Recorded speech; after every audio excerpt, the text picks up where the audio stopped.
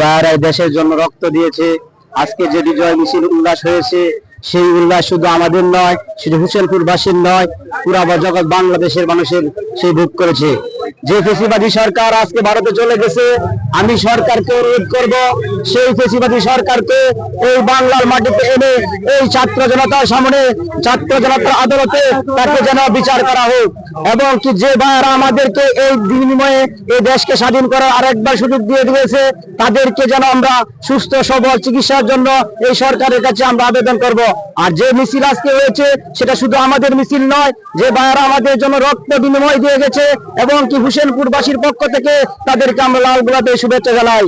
এবং কি আমি বলতে চাই, এই ফেসিবাদী সরকার এই বাংলার মাটিতে এনে, বাংলার আদালতে এনে তাকে যেন সঠিকভাবে বিচার করা হয় এবং কি বাংলার ছাত্র দলের যেন সারা জীবন ভাবে এই ফেসিবাদীকে দেশকে চিহ্ন করে রাখে যে আওয়ামী লীগ সরকার এই দেশের মাটিতে এসে আর যেন বুক খুলে এই বাংলার মানুষের বুকের ভিতরে আর গুলি না চালাতে পারে সেই সরকারের কাছে।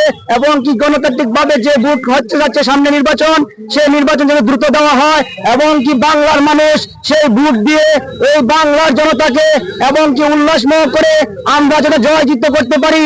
এই বাংলার মানুষের উপর যেভাবে গুলি চালিয়েছে এই 5ই আগস্ট, সেই সেদিন আর গুলি না হয় এবং কি আমরা সেটাই চিহ্ন করে রাখবো, স্মরণ করে রাখবো আজীবন।